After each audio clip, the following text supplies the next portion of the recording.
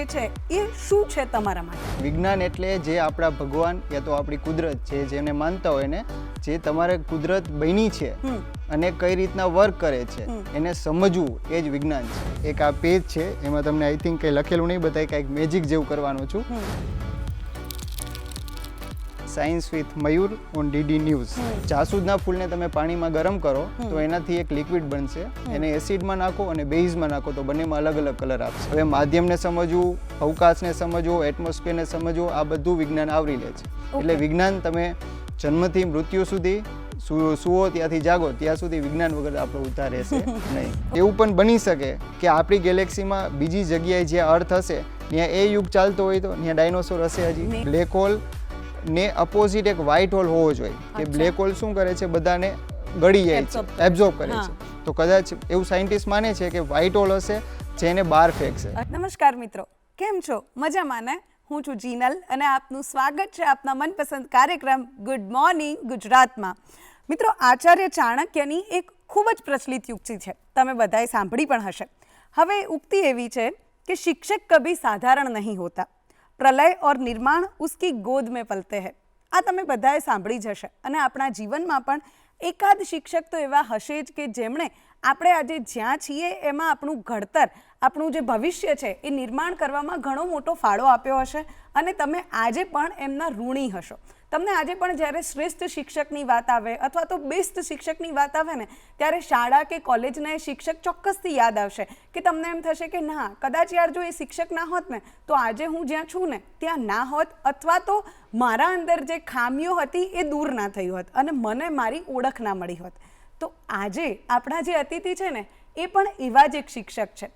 એ શિક્ષક એવા છે કે જે ઘણા બધા બાળકોનું ભવિષ્ય નિર્માણ કરી રહ્યા છે અને વિજ્ઞાન જેવા અઘરા વિષયને ખૂબ સરળ રીતે સમજાવી રહ્યા છે અને બાળકોને આ જે અઘરો વિષય છે ને, જે કંટાળાજનક વિષય છે ને, એમાં રુચિ ઉત્પન્ન કરી રહ્યા છે. તો આવો આ કેવી રીતે કરે છે એ જાણીએ આપણા આજના અતિથિ મયુર વૈષ્ણવ પાસેથી. મયુરભાઈ, ખૂબ ખૂબ સ્વાગત છે તમારું અમારા આ કાર્યક્રમમાં. Thank you so much ma'am, હું પણ તમારો ઋણી છું. ના ના, હવે પહેલી વાત તો મેં કીધું કે વિજ્ઞાન. હવે જ્યારે વિજ્ઞાનનું નામ આવે ને, કેટલાક સબ્જેક્ટ જેમ કે વિજ્ઞાન, ગણિત, આ બધાનું નામ આવે ને તો પહેલા બાળકોના મોઢા બગડી જાય કે અરે યાર આટલો હાર્ડ વિષય, આ કેમનું થશે? તો વિજ્ઞાન જે છે એ શું છે તમારા માટે? સૌથી પહેલા તો વિજ્ઞાન એટલે મેં ઘણી વખત કેટલા લોકોને આ ક્વેશ્ચન પૂછ્યો છે અને સાંભળ્યો પણ છે. ઝાઝા ભાગનો આન્સર એવો જ હોય છે કે વિજ્ઞાન એટલે વિશિષ્ટ જ્ઞાન. અચ્છા. પણ મારા મતે એવું છે કે વિજ્ઞાન એટલે જે આપણા ભગવાન યા તો આપણી કુદરત છે જેને માનતા હોય ને, જે તમારે કુદરત બની છે અને કઈ રીતના વર્ક કરે છે એને સમજવું એ જ વિજ્ઞાન છે. વિજ્ઞાન એક વિષય બહાર એક સમજ છે. અચ્છા, ઓકે.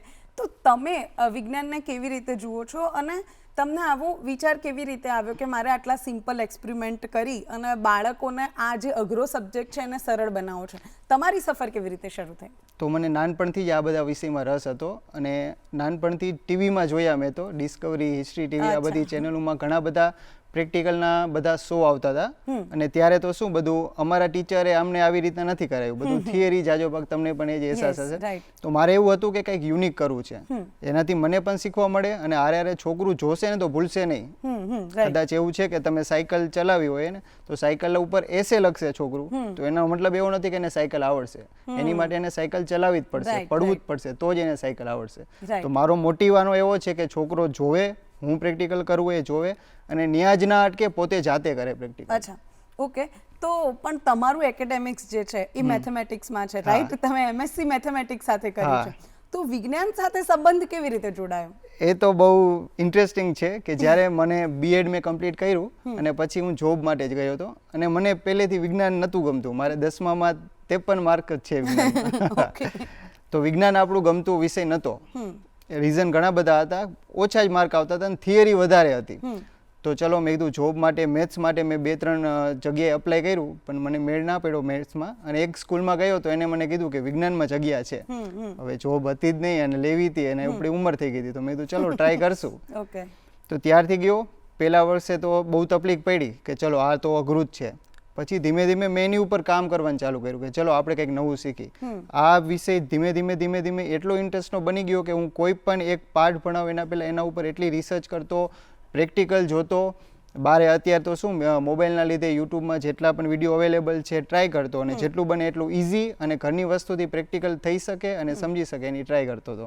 ઓકે, તો એવો તમને વિચાર કેવી રીતે આવ્યો કે ભાઈ ઠીક છે ચલો હું બાળકોને પણ આ જ રીતે ભણાવું? જનરલી અત્યારે બી આપણે મોટાભાગની સ્કૂલોમાં જોઈએ તો જે થિયોરિટિકલ શિક્ષણ જે આપતા હોય છે એવી જ રીતે ભણાવાતું હોય છે, પણ તમને એવું ક્યારે થયું કે ઓકે ચલો બાળકોને પણ હું આ જ રીતે ભણાવું એમ? એવો વિચાર મને મારાથી જ આવ્યો કે મને ખુદને જ નહોતું સમજાતું. હવે મને ખુદને નથી સમજાતું તો મારે માર્ક્સ એ નથી સારા આવ્યા, તો મેં તું કંઈક અલગ કરી યા તો કંઈક શું વ્યવહારમાં ઉપયોગ થાય એવી રીતનું કરી તો બાળકોને સમજાય, સાથે સાથે મને ખુદને સમજાય. ઓકે, તો એટલે એવું કહી શકાય કે જોબ કરી પછી મને વિજ્ઞાન સમજાણું હોય, એવું પહેલા તો મને ખુદને પણ નથી સમજાતું. અચ્છા, ઓકે, તો અત્યારની જે એજ્યુકેશન સિસ્ટમ છે એમાં આપણે કેવી રીતે ચેન્જીસ લાવવા જોઈએ, અથવા તો તમે અલગ ભણાવો છો તો બીજા કોઈ સાયન્સના ટીચર હોય એ કેવી રીતે પોતાની જે ટેકનિક છે ભણાવવાની એમાં ચેન્જ કરી શકે, એના વિશે તમે શું કહેશો? સૌથી પહેલા તો સરકાર શ્રી અત્યારે જે NEP 2020 એપ્લાય કરવાના છે એ બેસ્ટ છે.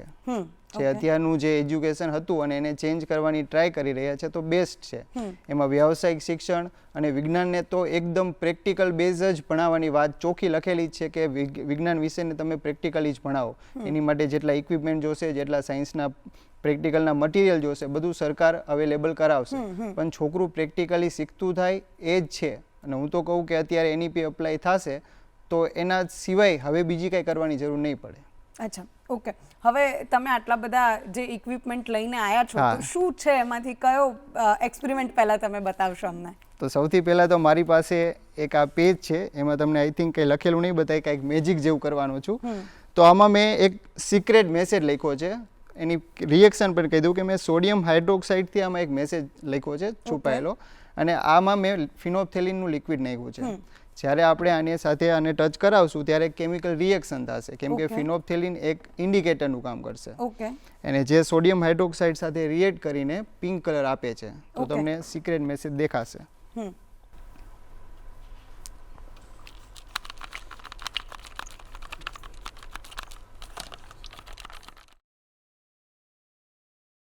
Science with Mayur on DD news આવી રીતનું લખેલું છે. ઓકે, તો આ જે એક્સપેરિમેન્ટ છે એ કયા ધોરણમાં આવે છે અને આ વ્યવહારુ કેવી રીતે ઉપયોગી લઈ શકાય? આ એક 7મા ધોરણની એક્ટિવિટી છે અને વ્યવહારમાં તમે એસિડ અને બેઝ, આપણે 7મા ધોરણમાં પાઠ આવે છે કે એસિડ અને બેઝને ઓળખવાના, કે કઈ વસ્તુ, હવે એમાં છે કે સ્વાદે ખાટા હોય એસિડ હોય, સ્વાદે તુરા હોય બેઝ હોય, પણ બધી વસ્તુને તમે ટેસ્ટથી ના કરી શકો.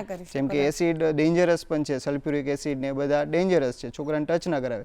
સેમ બેઝ પણ ડેન્જર અમે, જેમ કે આમાં NaOH નું સોલ્યુશન મેં યુઝ કર્યું તો એને ટેસ્ટ કરીને તમે ટેસ્ટ ના કરાય. રાઈટ, તો એનાથી આ ઇન્ડિકેટરનો યુઝ કરો તો તમારે એને ટચ પણ ના કરવું પડે અને તમને ઇઝીલી ખબર પડી જાય કે સામેવાળી વસ્તુ એસિડ છે કે બેઝ છે. અને આવા ઘણા બધા ઇન્ડિકેટર છે. આ એક આર્ટિફિશિયલ ઇન્ડિકેટર છે જે માણસોએ બનાવ્યું. આપણે એવા નેચરલ ઇન્ડિકેટર પણ આપણા આજુબાજુ મળી જાય, જેમ કે જાસૂદનું ફૂલ છે, જાસૂદના ફૂલને તમે ઇન્ડિકેટર તરીકે યુઝ કરી શકો. ઓકે, કેવી રીતે અને જાસૂદના ફૂલને તમે પાણીમાં ગરમ કરો તો એનાથી એક લિક્વિડ બનશે, એને એસિડમાં નાખો અને બેઝમાં નાખો તો બંનેમાં અલગ અલગ કલર આપશે.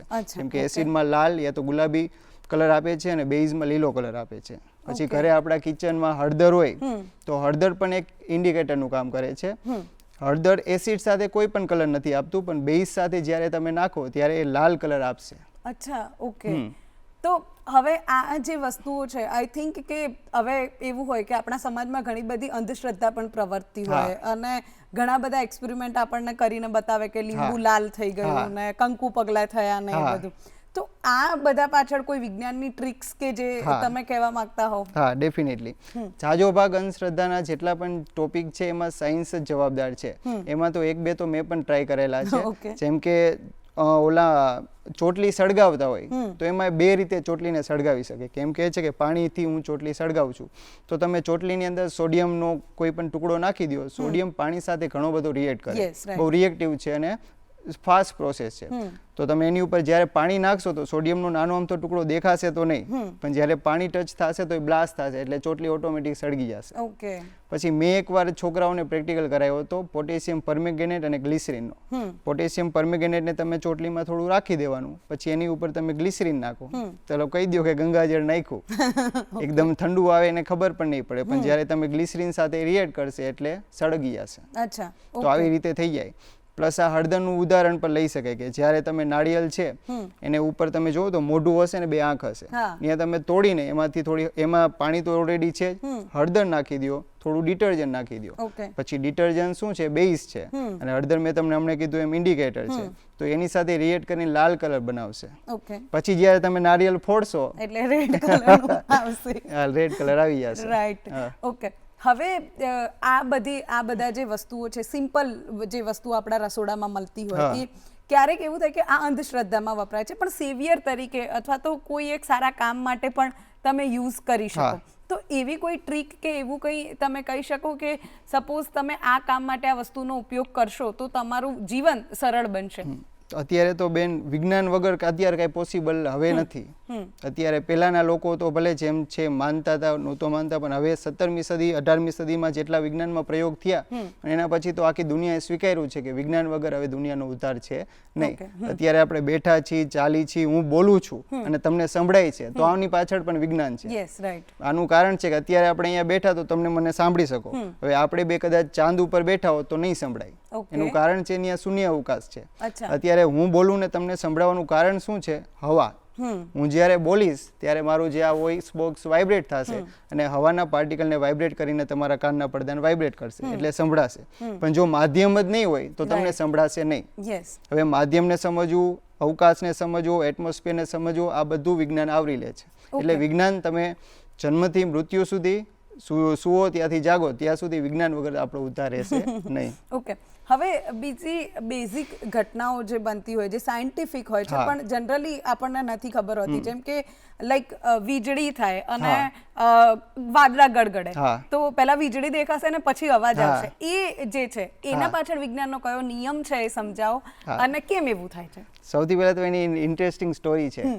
જે સાયન્ટિસ્ટ હતા, નામ આઈ થિંક માઇકલ ફેરાડે, યા તો મને પાકી નથી ખબર, 99% તો એ જ હતા. એમને પહેલા તો લોકો અંધશ્રદ્ધામાં બહુ માનતા હતા, તો જ્યારે વીજળી થાય ને તો લોકો એવું માનતા હતા કે ભગવાનનો પ્રકોપ છે. આપણે અહીંયાની માઇથોલોજીમાં ઇન્દ્રદેવનો પ્રકોપ છે, ન્યાની માઇથોલોજીમાં થોર કરીને એક ભગવાન એ લોકો માને છે કે એનો પ્રકોપ છે. તો એમને ટ્રાય કરી, એક પતંગ ચગાવી બહુ વાવાઝોડાવાળા વાતાવરણમાં, એની સાથે એક વાયર બાંધી દીધો. તો ત્યાંથી પતંગ ચગાવી એટલે ખબર છે વાયર તો કંડક્ટર છે, એટલે એને વીજળીનો શોક લાગ્યો. પછી એને શોક પોતાની બોડીને લગાવીને એને દુનિયાને કીધું કે આ જો વીજળી જે તમે બનાવો છો ને, એક આ જે ઉપર છે ને એક કુદરતી ઘટના છે, નહીં કે ભગવાનનો પ્રકોપ. એ વીજળી તમે આઈ થિંક તમે શિયાળામાં બધાએ ટ્રાય કરી હશે કે તમે ઊનના કપડાં પહેર્યા હોય યા તો રાતે સૂતા હોય ત્યારે તમે જ્યારે ઓલા ઊનને આમ કરો ને એટલે સ્પાર્ક થશે, યા તો સડનલી કોઈ બેઠા હોય ખુરશી ઉપર બેઠા હોય પ્લાસ્ટિકની પાછળથી મારે અને તમે ટચ કરશો તો તમને શોક લાગશે. જે શોક લાગે ને એ જ વીજળી ઉપર થાય છે. ઉપર રીઝન શું છે કે એટલા બધા વાદળ છે અને પ્રોસેસ એટલી બધી વિગોરસ, એટલી ફાસ્ટ અને એટલી બધી વધારે પડતી છે કે જેનો સ્પાર્ક છે એ કરોડો વોટનો છે, જ્યારે આપણે જનરેટ કરી ઓછા વોટનો છે. રાઈટ. તો એ નિયમ શું છે કે અને તમે મને કીધું કે વીજળી પહેલા થાય એનો અવાજ કેમ પછી આવે?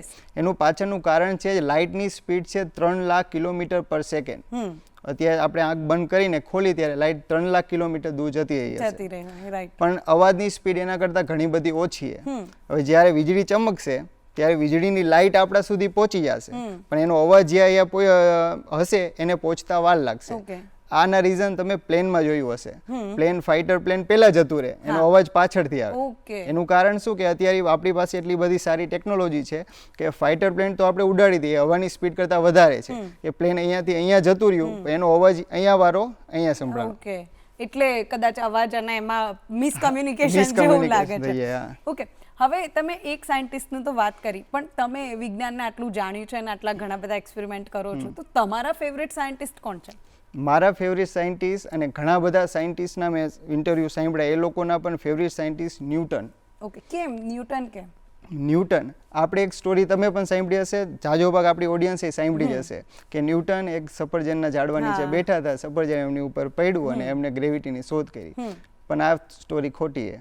ઓકે. હા, કેમ કે ન્યૂટન નાનપણથી જ એક બુદ્ધિશાળી વ્યક્તિ હતા. એને નાનપણથી જ ઘણી બધી ડિસ્કવરી કરી નાખી હતી, પણ એક સાય કિસ્મના માણસ હતા કે એને છે ને દુનિયા સામે આવું નહોતું ગમતું.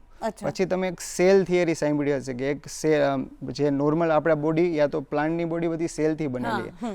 રોબર્ટ હુક કરીને એક સાયન્ટિસ્ટે સેલ થિયરી આપી. રોબર્ટ હુક અને ન્યૂટનને દુશ્મની હતી. અચ્છા, ઓકે. અને રોબર્ટ હુક એને શું બદનામ કરતા હતા ને, એટલે ન્યૂટને નક્કી કર્યું કે હું મારી થિયરી પબ્લિશ નહીં કરું.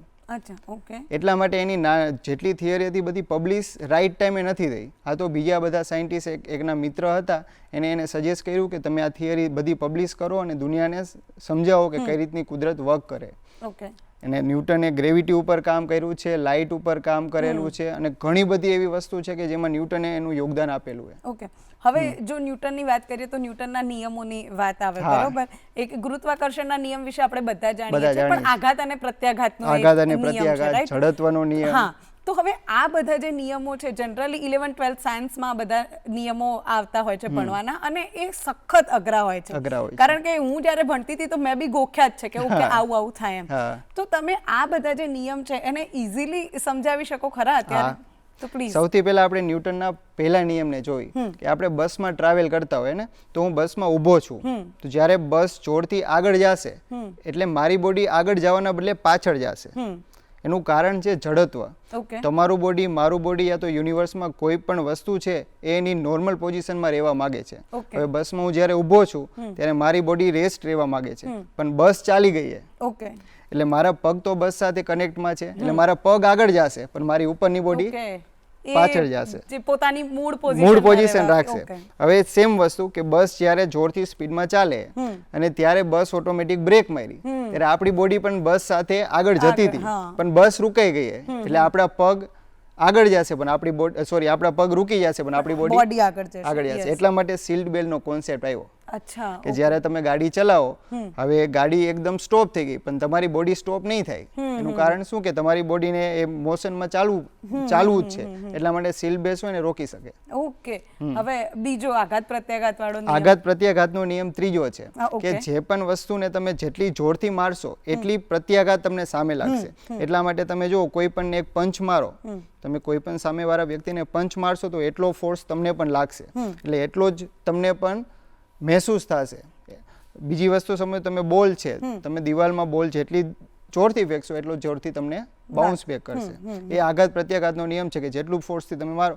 અને એના ઉપરથી સાયન્ટિસ્ટે આ બધા સ્પેસ ક્રાફ્ટને બનાવ્યા. કઈ રીતના કે જેવો આ સ્પેસ ક્રાફ્ટ છે, માની લો આપણે આ સ્પેસ ક્રાફ્ટ છે, તો અહીંયાથી શું કરશે, જોરથી ફોર્સ લગાવશે, એટલો બધો ફોર્સ લગાવશે કે ગ્રેવિટીના પાવર કરતા વધારે. તો આઘાત લાગ્યો નીચે તો એનો પ્રત્યાઘાત કઈ બાજુ લાગશે, તો ઉપર. ઓકે. એટલે મિસાઇલ ને બધું વધારે નીચે. એટલા માટે સૌથી પહેલા શું છે કે જે અર્થનું એટમોસ્ફિયર છે, આ અર્થના એટમોસ્ફિયરમાં ગ્રેવિટી ઉપર જાય એમ ઓછી થઈ જશે. તો મેઇન મિસાઇલને પહોંચાડવાનું રીઝન શું કે ગ્રેવિટીની બહાર એકવાર કાઢી નાખો પછી ફ્રી ફોલ કરશે. ફ્રી ફોલ વસ્તુ કેવી છે કે તમે આ બોટલને નીચે નાખો તો હંમેશા નીચે જ પડશે. ગ્રેવિટી પણ ન્યૂટન એટલી બધી નથી સમજી શક્યા જેટલી આઇન્સ્ટાઈન સમજ્યા. આઇન્સ્ટાઈનની સૌથી મોટામાં મોટી પ્રખ્યાત કેમ, આઇન્સ્ટાઈન દુનિયામાં સૌથી વધારે પ્રખ્યાત છે અત્યારે, તો આઇન્સ્ટાઈનનું પ્રખ્યાત હોવાનું કારણ છે ન્યૂટનને ખોટા સાબિત કરવા. ન્યૂટનની તમને ગ્રેવિટેશનલ થિયરી ખબર હશે કે કોઈ પણ વસ્તુને ઉપરથી મૂકવું તો નીચે જશે. આઇન્સ્ટાઈને એમ કીધું કે કોઈ પણ વસ્તુ એને ખેંચતી નથી, એક સ્પેસનું કર્વેચર છે. સ્પેસ એક પ્લેન છે. જેમ કે હું અત્યારે કોઈ પણ આમ સાડી યા તો કોઈ પણ રૂમાલ આવી રીતના રાખી દઉં ને, તો એક પ્લેન સ્પેસ છે, એમાં જેટલો મોટો વજનવાળો ઓબ્જેક્ટ હશે એ સ્પેસને બેન્ડ કરશે. સમજ્યા? હવે બેન્ડ છે, હવે હું આ દડો યા તો પ્લેનેટ આને મૂકીશ તો સીધો નહીં ગતિ કરે, બલકી રાઉન્ડ ગતિ કરશે. તો આનાથી રિવોલ્યુશન બધા મોશન આવ્યા. એટલે બ્લેક હોલનો વેઇટ સૌથી વધારે, એટલે સ્પેસને સૌથી વધારે બેન્ડ કરે. એટલે કોઈ પણ ઓબ્જેક્ટ બ્લેક હોલથી દૂર જઈ શકે ને, ઇવન લાઇટ પણ ના જઈ શકે. સાથે સાથે આઇન્સ્ટાઈને સ્પેસ ટાઈમ શબ્દ વાપર્યો હતો. જેમ કે ટાઈમ અત્યારે છે, હવે આપણે વાતચીત કરી તો ટાઈમ જતો હશે ને, પણ આ ટાઈમ આપણી માટે જેવો છે એવો દુનિયા કામ કરતી નથી. દુનિયામાં ટાઈમ અલગ અલગ જગ્યાએ અલગ, મતલબ અહીંયા અર્થમાં તો સેમ જ છે, પણ બ્લેક હોલની પાસે ટાઈમ ધીમો થઈ જશે. ફ્યુચરમાં જો એવી ટેકનોલોજી આવે કે તમને સ્પેસમાં મૂકી દે ને બ્લેક હોલ પાસે મૂકી દે તો એવું પણ બની શકે કે અહીંયા 100 વર્ષ જતા રહ્યા હોય ને એની 5 જ મિનિટ થઈ હોય ને પાછો અહીંયા આવે તો પૃથ્વીમાં 100 વર્ષ થઈ ગયા હશે. ઓકે, ઇન્ટરસ્ટેલર મૂવી કરીને છે. યસ યસ, હા, ઇન્ટરસ્ટેલર મૂવી આ કોન્સેપ્ટ લીધો છે, કોન્સેપ્ટ પર બન્યું છે. બન્યું છે. યસ. ઓકે, તો હવે તમે બ્લેક હોલની વાત કરી જ છે, તો બ્લેક હોલ વિશે ઘણી બધી માન્યતાઓ છે, ઘણું બધું રિસર્ચ થયા છે અને ઘણું બધું છે, પણ સ્ટીલ હજુ ઘણી બધી મિસ્ટીરિયસ વાતો છે જે બ્લેક હોલ વિશે ઓછી ખબર છે, અથવા તો એવું કોઈ છે. ઇવન આખા સ્પેસ વિશે જ આપણને બહુ ઓછી ખબર છે. ઓકે, તો હવે સ્પેસ વિશે જો વાત નીકળી હોય તો બ્લેક હોલની એવી કોઈ ઇન્ટરેસ્ટિંગ વાત અથવા તો એવા કોઈ ઇન્ટરેસ્ટિંગ ફેક્ટ તમે કહી શકો કે જે દર્શકોને ના ખબર હોય?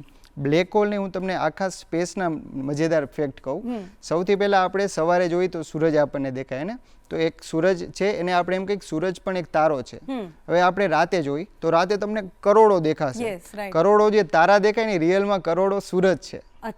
જેમ આપણો સૂરજ છે અને આપણું સોલર, આપણા અલગ અલગ ગ્રહ છે, એમ તમે રાતે જે સોલર જેટલા તારા જોવે ને બધાના અલગ અલગ સોલર સિસ્ટમ છે. એટલે અહીંયાના સોલર સિસ્ટમની આપણી અર્થ છે એવી બધી સોલર સિસ્ટમમાં પોતાની અર્થ હોઈ શકે છે. ઓકે, સો મારું બહુ જ બધા છે અને આ બધું એક જ ગેલેક્સીમાં છે. આવી કરોડો ગેલેક્સી છે, સમજ્યા? આપણે એક ગેલેક્સી આટલી જોઈ એવી કરોડો ગેલેક્સી છે. એવી કરોડો ગેલેક્સી એક યુનિવર્સમાં છે અને એવા કરોડો યુનિવર્સ છે. અને આ બધું હજી ઓબ્ઝર્વેબલ યુનિવર્સમાં આવે છે. ઓબ્ઝર્વેબલ યુનિવર્સ મીન્સ કે આપણા સાયન્ટિસ્ટ અત્યાર સુધી, જેમ કે આ દિવાલની પાછળ આપણે નથી દેખાતું, દિવાલની પાછળ કંઈક હશે, આપણે કહી ના શકીએ કે કંઈ નહીં હોય, પણ અહીંયા સુધી આપણી લિમિટ છે તો એનો મતલબ એવો નથી કે એની પાછળ હશે. તો મારું એવું ખુદનું માનવું છે કે આપણે તો પહેલા ખબર છે કે અહીંયા અર્થમાં ડાયનોસોર ને બધું હતું, તો મારી પર્સનલ થિયરી છે, સાચી ખોટી તો ભગવાન જાણે. પણ જ્યારે ડાયનોસોર હતા તો એવું પણ બની શકે કે આપણી ગેલેક્સીમાં બીજી જગ્યાએ જ્યાં અર્થ હશે ત્યાં એ યુગ ચાલતો હોય તો ત્યાં ડાયનોસોર હશે હજી, મે બી હોઈ શકે. મે બી એવું પણ હોઈ શકે કે જ્યાં અત્યારે અહીંયા આદિમાનવનો જમાનો ગયો ને મોડર્ન હ્યુમન આવ્યા, કોઈ એવા અર્થમાં આદિમાનવ રહેતા હોય, મે બી એડવાન્સ પણ હોઈ શકે. એટલે ઘણા બધા ચાન્સીસ છે. અને બ્લેક હોલમાં બધા એવી થિયરી કહે છે કે બ્લેક હોલ ને અપોઝિટ એક વ્હાઇટ હોલ હોવો જોઈએ, કે બ્લેક હોલ શું કરે છે, બધાને ગળી જાય છે, એબ્ઝોર્બ કરે છે. તો કદાચ એવું સાયન્ટિસ્ટ માને છે કે વ્હાઇટ હોલ હશે જેને બહાર ફેંકશે. તો એવું પણ છે કે કદાચ આપણે હજી એવી ટેકનોલોજી નથી બની કે આપણે બ્લેક હોલને સર્વાઈવ કરી શકીએ. ઇવન પ્લેનેટ પણ નથી સર્વાઈવ કરી શકતા. કદાચ કરી શકી તો એવું પણ બને કે બીજી દુનિયામાં જતા રહી, યા તો ટાઈમ ટ્રાવેલ પોસિબલ બને. જે ઇન્ટરસ્ટેલરમાં બતાવ્યું ને એવી રીતની ટાઈમ ટ્રાવેલ બતાવ્યું છે એમાં. સો બહુ જ બધી પોસિબિલિટી છે, ઘણી બધી વસ્તુઓ છે જે આપણાથી અજાણ છે. તો મિત્રો, આઈ એમ શ્યોર તમને મજા આવતી હશે આ બધા વિજ્ઞાનના જે રહસ્યો છે જાણવાની, અને કદાચ વિજ્ઞાન પહેલી વાર તમને આટલું બધું રસપ્રદ લાગતું હશે, રાઈટ? હજુ ઘણી બધી વાતો કરવાની છે, પણ અત્યારે સમય થયો છે એક નાનકડા વિરામનો. મળીએ વિરામ બાદ. વિરામ બાદ ફરીથી આપનું સ્વાગત છે. હવે બ્રેકમાં જતા પહેલા આપણે ઘણી બધી વાતો કરી, ન્યૂટન વિશે જાણ્યું, અને સૌથી મોટી વાત જે થિયરી આપણે અત્યાર સુધી માનતા હતા એ મયુરભાઈએ એવું કીધું કે ભાઈ એ તો ખોટી છે. તો હવે મયુરભાઈ જોડે બીજા ઘણા બધા ફેક્ટ્સ આપણે જાણવાના છે. તો ચલો ત્યારે ચર્ચાનો દોર આગળ વધારીએ. હવે આપણે વાત કરતા હતા બ્લેક હોલની, બરાબર? હવે બ્લેક હોલથી નીચે આવીએ તો મિલ્કી વે આવે, પછી સોર સિસ્ટમ આવે, અને પછી આપણી પૃથ્વી આવે. અને પૃથ્વીની વાત કરીએ એટલે આવે એટમોસ્ફિયર, અને એટમોસ્ફિયરમાં બી 4 છે, રાઈટ? 4 લેયર છે, રાઈટ? અને પછી ઓઝોન છે ને એ બધું આખું છે. તો એ 4 લેયર કયા છે એના વિશે વાત કરો, અને એવો કોઈ પ્રયોગ ખરો કે જે એટમોસ્ફિયરને બહુ ઇઝીલી સમજાવી શકે? રિયાલિટીમાં તો એટમોસ્ફિયર આપણે જે છે ને ફ્લુઇડ કેટેગરીમાં આવે. હવા અને પાણી બંને ફ્લુઇડ કેટેગરીમાં આવે. જેમ પાણી છે એની જેમ નીચેની લેયરમાં તમે જતા જાઓ એનું પ્રેશર વધારે લાગે, એમ અત્યારે તમે અને હું બેઠા છીએ એટમોસ્ફિયરની સૌથી નીચેની લેયરમાં બેઠા છીએ. એટલે અત્યારે માનો તમારી અને મારી ઉપર પ્રેશર 1.01 × 10⁵ ન્યૂટન પર મીટર સ્ક્વેર જેટલું પ્રેશર લાગે. એટલે 350 કિલો જેવું થાય. તમે અને મારી ઉપર અત્યારે 350 કિલો એટમોસ્ફિયર પ્રેશર લગાવે, પણ આપણી બોડી પીચકતી નથી. એનું કારણ છે ઇવોલ્યુશન. જે આપણી બોડી ઇવોલ્વ થઈ છે એવી રીતની ઇવોલ્વ થઈ છે કે એટલું એટમોસ્ફિયર પ્રેશરને સહન કરી શકે. એટલે સામે પણ એટલો જ ફોર્સ લાગે છે. ન્યૂટનના 3rd લો પ્રમાણે સામે બંને સેમ થઈ જાય છે, એટલે બંને કટ થઈ જશે. એનો પ્રેક્ટિકલ હવે મારી પાસે એક છે કે જો એક આ સિરિંજ છે, એની અંદર મેં એક બલૂન રાખેલું છે, એવું તમને દેખાતું હશે, અને એની અંદર હવા ભરેલી નથી. હવે આ સિરિંજને હું જ્યારે અહીંયાથી બંધ કરીને ખેંચું એટલે થશે શું કે આ સિરિંજના લીધે આ બધી અંદરની હવા બહાર નીકળી જશે. અંદરની હવા બહાર નીકળી જશે એટલે અહીંયા લો પ્રેશર ક્રિએટ થશે. ઓકે, ઓછું દબાણ હવાનું અને આમાં વધારે દબાણ થઈ જશે. એટલે વધારે દબાણ સામે પ્રેશર લગાવશે એટલે ફુગાની દિવાલને પ્રેશર લાગશે એટલે ફુગો ઓટોમેટિક ફૂલશે. ઓકે, દેખાડું? અચ્છા, હા, આ તો જાદુ થઈ ગયું. હવે જોજો, હવે અહીંયાથી હું જ્યારે પ્રેશર રિલીઝ કરું, જે અમારી આંગળી છે ત્યાંથી, ઓકે, એટલે ઓટોમેટિક બંધ થઈ જશે. તો આટલું એટમોસ્ફિયરનું પ્રેશર છે. હવે આ તો આપણે નાના સ્કેલમાં કર્યું. એટમોસ્ફિયરિક પ્રેશર એટલું બધું વધારે છે કે મોટો ટ્રક હોય એની અંદર જો તમે પ્રેશર ઘટાડી દો તો એટમોસ્ફિયર આખા ટ્રકને દબાવી દે. ઓકે, એટલું બધું પ્રેશર લાગી શકે. અચ્છા, તો હવે એ જે મેં તમને કીધું 4 લેયર જે છે આપણા, એના વિશે વાત કરો ને કે કયા એટમોસ્ફિયરમાં આપણે જીવીએ છીએ. પછી આઈ થિંક લિથોસ્ફિયર આવે છે.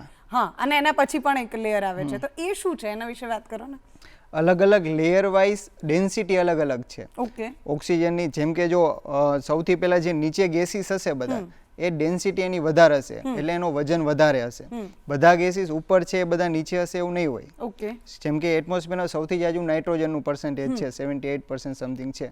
નાઇટ્રોજન એ ઓક્સિજનથી જ આખું એટમોસ્ફિયર બનેલું છે. 1%માં બીજા બધા દુનિયાના ગેસ આવી જાય. 99%માં નાઇટ્રોજન અને ઓક્સિજન બને જ છે. અચ્છા, હવે તમે જોયું હશે કે જ્યારે પહાડ ચડતા હોય માણસો ને, તો પહાડ ચડતા હોય ત્યારે એ લોકો એ વાત કરે કે ઉપર લો દબાણ છે, ઓછું એટમોસ્ફિયર. યા તો તમે ફ્લાઇટમાં બેઠા હશો ત્યારે એક્સપિરિયન્સ લીધો હશે કે એન્ઝાઇટી થાય. એન્ઝાઇટી થવાનું કારણ છે ને ઓક્સિજનના લેવલ ઘટી જાય. ઓકે, જે અહીંયા ઓક્સિજનના લેવલ છે એટલા અહીંયા હોતા નથી. ઓકે, તો જેમ લેયર ચેન્જ થશે એમ અલગ અલગ હવામાં રહેલા અલગ અલગ વસ્તુનું પ્રમાણ ઘટતું અને વધતું જશે. ઓકે.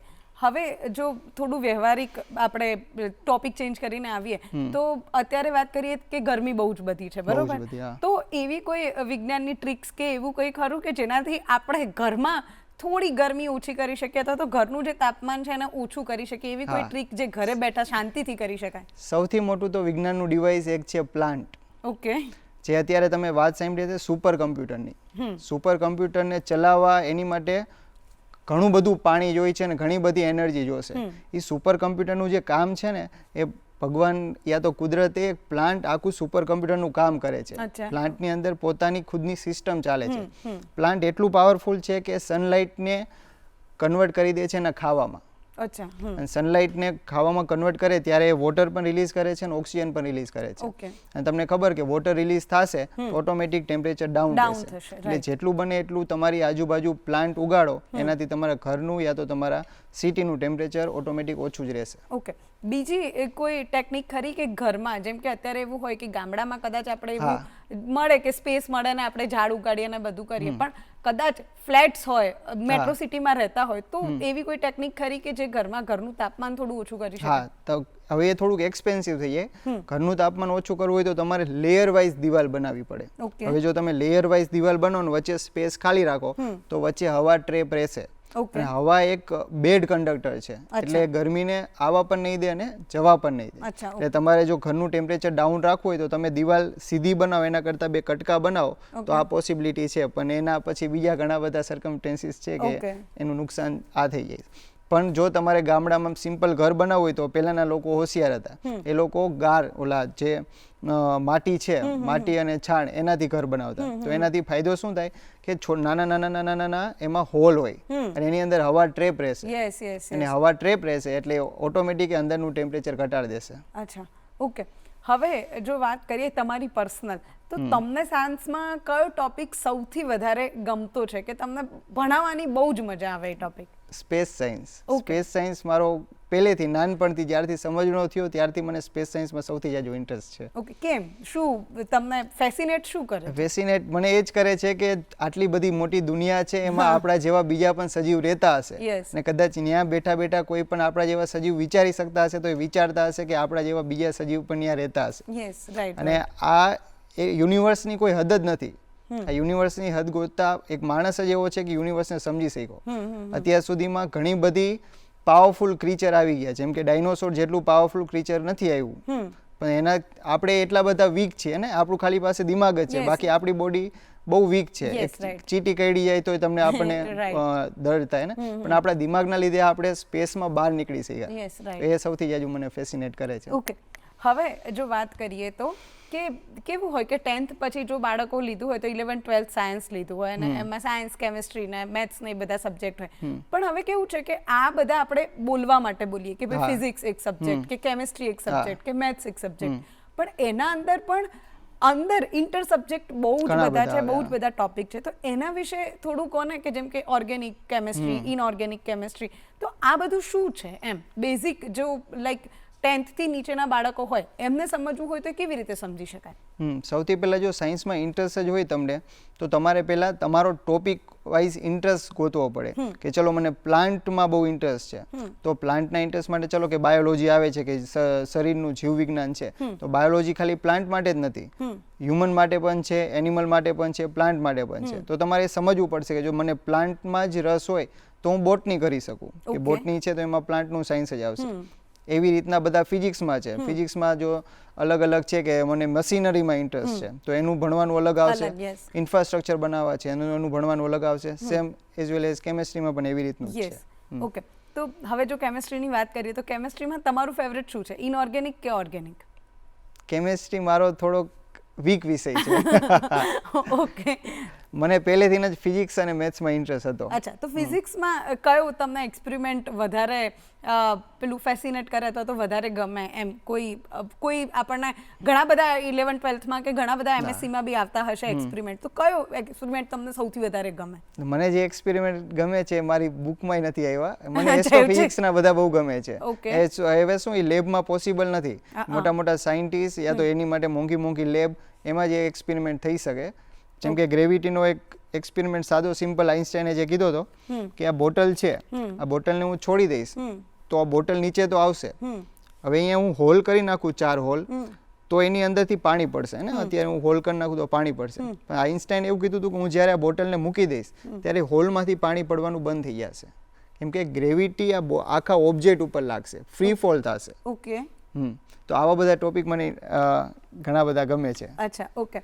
તો હવે તમને કદાચ એવું કહેવામાં આવે કે ભાઈ તમે 6 થી 8ના શિક્ષક છો, રાઈટ? તો એના વિજ્ઞાનમાં જે ટોપિક અત્યારે આવે છે તમને એવું કહેવામાં આવે કે તમે કોઈ એક ટોપિક ચેન્જ કરી શકો અથવા તો તમે કોઈ એક ટોપિક એડ કરી શકો, તો એ તમારા મતે કયો ટોપિક હોઈ શકે?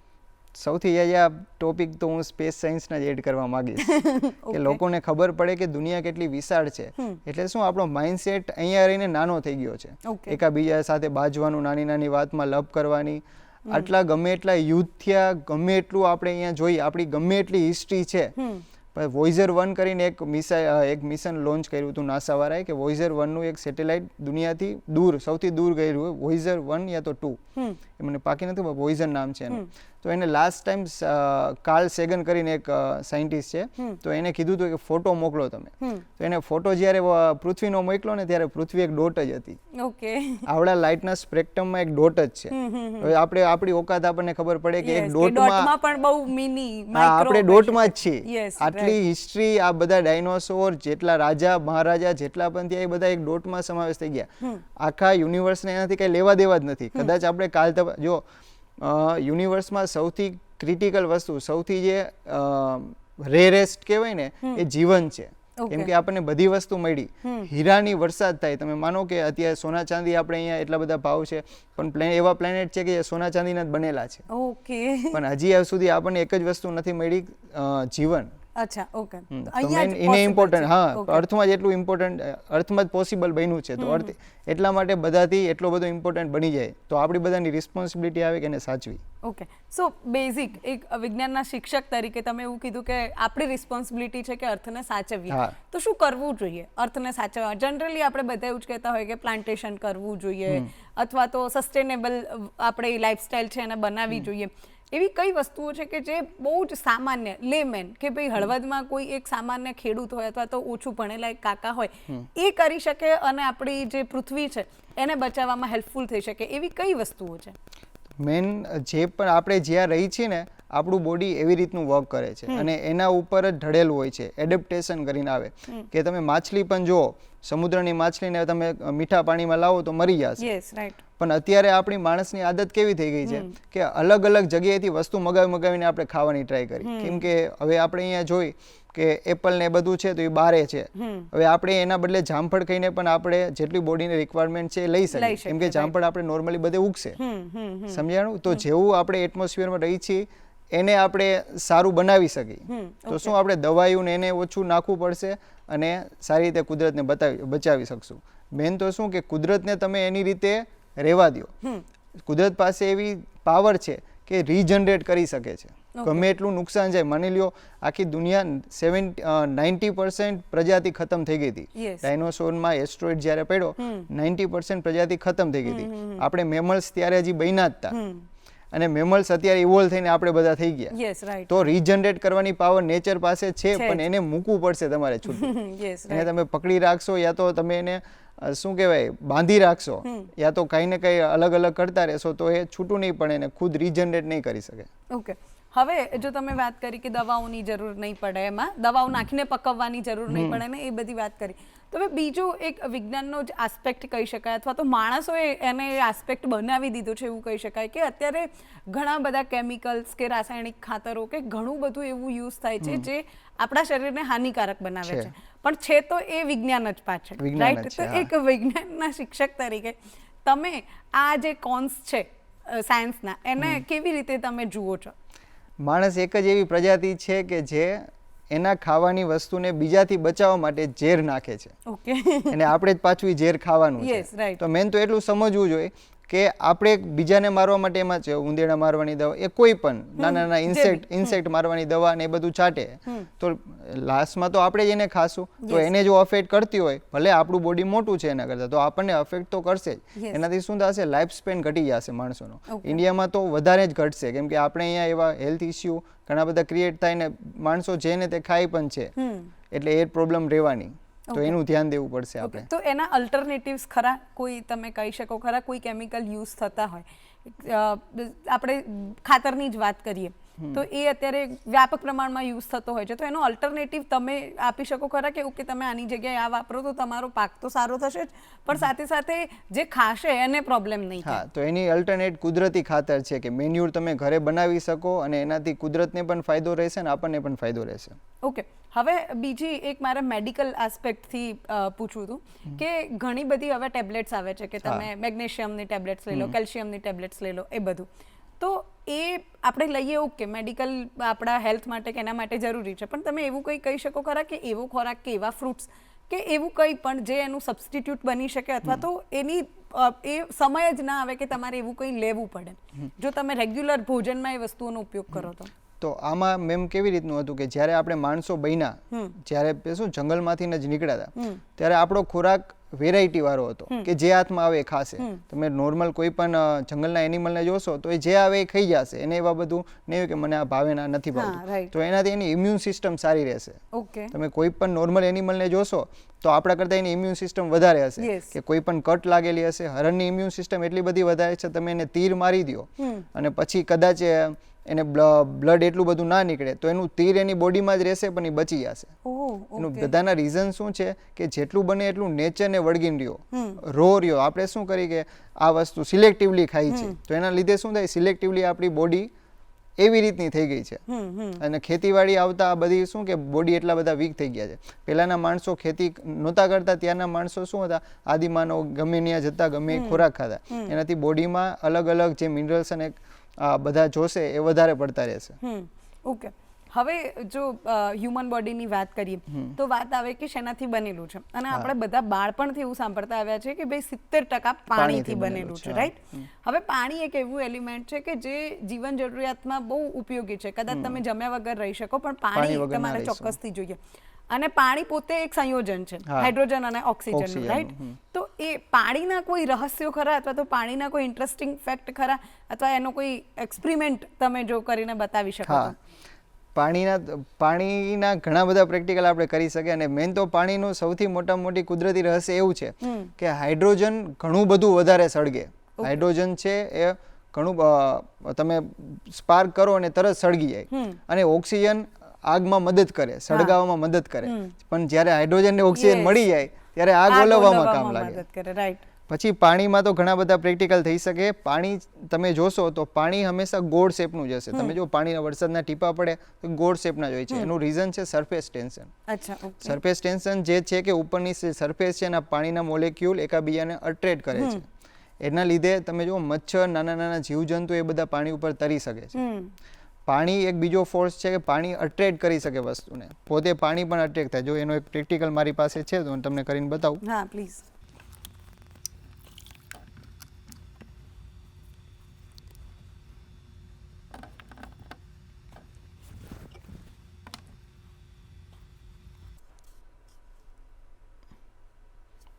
જો આપણે અહીંયાથી ટ્રાય કરી કે અહીંયાથી દોરાની મદદથી આ દૂર રાખી, બરોબર, અને પાણી આની મદદથી આમાં ગ્લાસમાં લેવાની ટ્રાય કરી.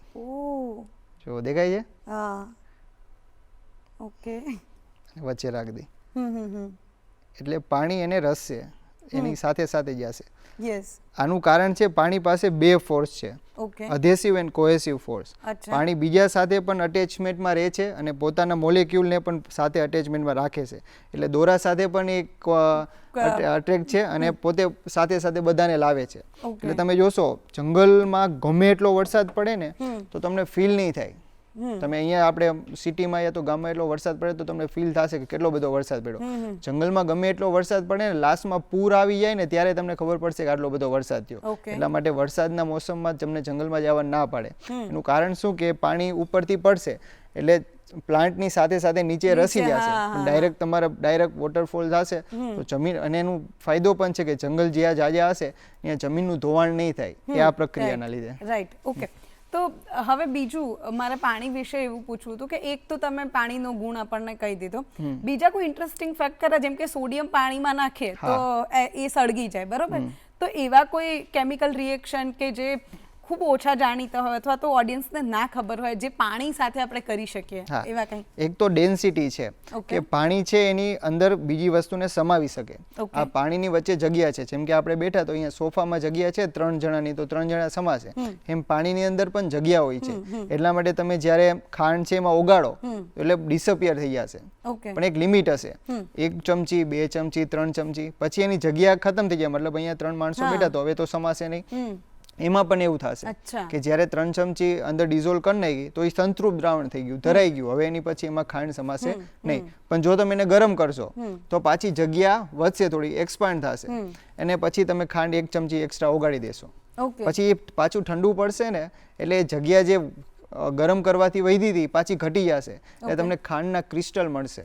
એટલે તમે કોઈ પણ ક્રિસ્ટલ બનાવી શકો, મીઠાના ક્રિસ્ટલ. આ ક્રિસ્ટલાઇઝેશન પ્રોસેસ આને કહેવાય, એ પાણીની મદદથી થાય. બીજી એક પ્રોસેસ છે પાણીની ઇલેક્ટ્રોલાઇસિસ, કે તમે પાણીમાં વિદ્યુત પ્રવાહ પસાર કરો તો આપણને ખબર છે પાણી ઓક્સિજન અને હાઇડ્રોજનથી બનેલું છે, તો વિદ્યુત પ્રવાહથી પાણી પાછું તૂટી પણ જાય. મેં એક અહીંયા સ્ટોરી સાંભળી હતી આપણા ઇન્ડિયામાં જ, એમને પાણીથી ચાલતી કાર બનાવી હતી. એ આ પ્રોસેસ ઉપર જ કામ કરે કે પાણીમાં એવી વિદ્યુત પ્રવાહ પસાર કરે, હાઇડ્રોજનમાં રિલીઝ થાય અને હાઇડ્રોજનને તમે ફ્યુલ તરીકે યુઝ કરી શકો. એટલે તમે પાણીથી પણ કાર ચલાવી શકાય. એટલે ફ્યુચરમાં કદાચ આવી કાર આવી જાય તો વાંધો નથી. ઓકે. હવે હજુ મને બીજા એક્સપેરિમેન્ટ દેખાઈ રહ્યા છે. એક આ આઈ થિંક બાકી છે અને પેલું બાકી છે, તો એ શું છે એ વિશે કહો ને પ્લીઝ. આ ફનેલ વાળો એક એટમોસ્ફિયરિક પ્રેશર આપણે ટોપિક ચાલ્યો તો હવાના દબાણનો એક પ્રેક્ટિકલ છે, આ હું તમને જ કરાવું. જો એક આ નોર્મલ બોલ છે અને આને આપણે આમાં રાખી દીધી. તમારું ટાસ્ક એવો છે કે અહીંયાથી જોરથી ફૂંક મારો અને સીધું રાખજો, જેટલું જોરથી થઈ શકે એટલું ફૂંક મારીને આ બોલને બહાર ફેંકી દેવાનો છે. અને ના ફેંકાય તો હું સમજાવીશ કેમ નથી થતું.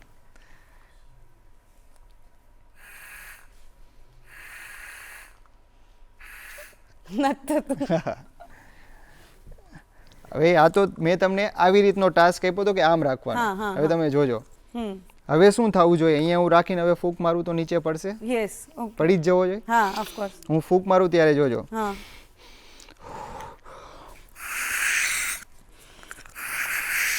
ઓકે. વાવ. તમે જ્યારે ફૂંક મારો ત્યારે નહીં પડે. તો એનું પાછળનું કારણ છે બર્નોલીસ પ્રિન્સિપલ. જ્યારે હું અહીંયાથી ફૂંક મારું ત્યારે આજુબાજુમાંથી અહીંયા બાજુમાંથી હવા જોરથી નીકળશે. હવાની સ્પીડ જો વધે તો અહીંયા પ્રેશર ઘટી જાય. હવે ઓછું પ્રેશર હશે તો પાછો હવાના દબાણનો કોન્સેપ્ટ લાગશે કે અહીંયા દબાણ ઘટ્યું, આજુબાજુમાં તો વધારે છે એટલે આજુબાજુનું વધારે દબાણ એને પકડી રાખશે, એટલે એને જવા નહીં દે. આ પ્રેક્ટિકલ તમે હવે કદાચ પાણીની ધાર, આ તો મેં હવા કરી ને, એના બદલે પાણીની ઉપર તમે બોલ ફ્લોટ કરો તો પાણીની ઉપર બોલ ફ્લોટ એમને રહી જશે. હા એ જોઈ છે આપણે ઘણી બધી જગ્યાએ. તો એનાથી પછી એવો ને એવો પ્રેક્ટિકલ આમાં ટ્રાય કરીએ આપણે. આ રાઉન્ડ શેપ એટલો બધો છે નહીં પણ ટ્રાય કરી.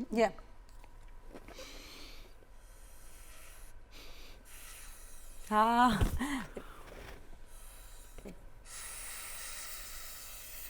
યસ થયું ને? હા પણ જ્યાં સુધી હવાનો ફ્લો સેમ રહેશે, આપણા બોડીમાં તો શું સેમ ના રહે, પણ મશીનથી તમે સેમ રાખો તો બોલ એના ઉપર ફ્લોટ કરશે. ઓકે, તો આ એક પ્રેક્ટિકલ આનો હતો. ડન.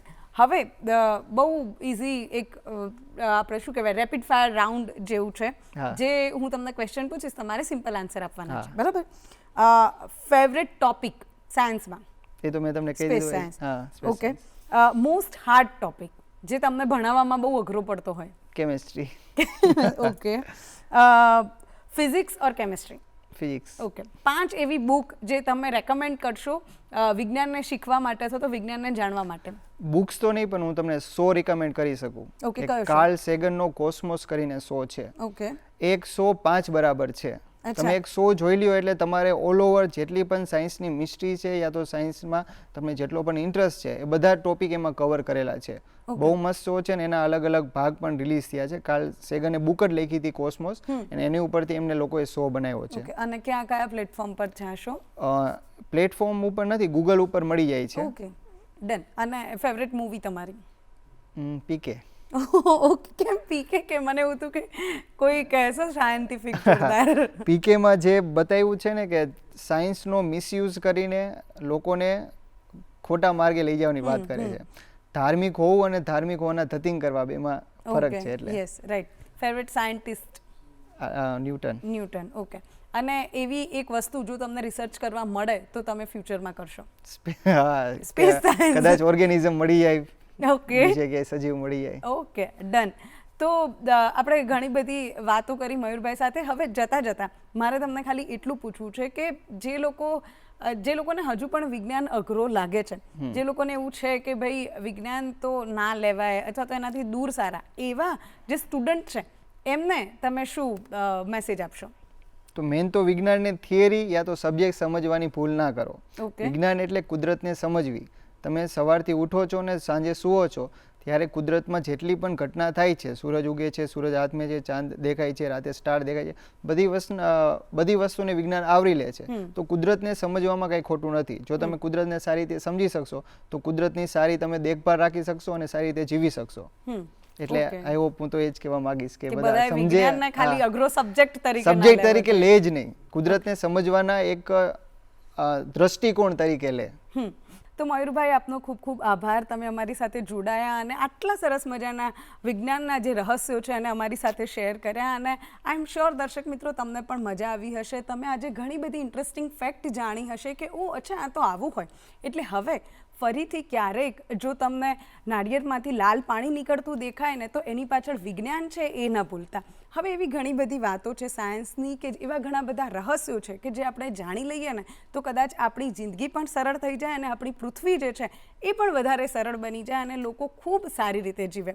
હવે વાત કરવી છે મારે કે આ એપિસોડ તમે ટીવી પર તો જુઓ જ છો, પણ જો ટીવી પર મિસ થઈ ગયો હોય અથવા તો તમને ફરીથી જોવો હોય, ફરીથી વિજ્ઞાનના રહસ્યોને જોવા હોય તો તમે DD news Gujarati YouTube channel જે છે અમારી એના પર તમે જોઈ શકશો અને આખો એપિસોડ ત્યાં હશે. ગમે ત્યારે તમે એને પ્લે કરી શકશો. આ સાથે જ જો તમારા કોઈ પ્રતિભાવ હોય, તમારે કંઈ પણ આ શો વિશે અમને કહેવું હોય તો good morning Gujarat show @gmail.com પર અમને લખીને મોકલો. અમને ખૂબ ગમશે.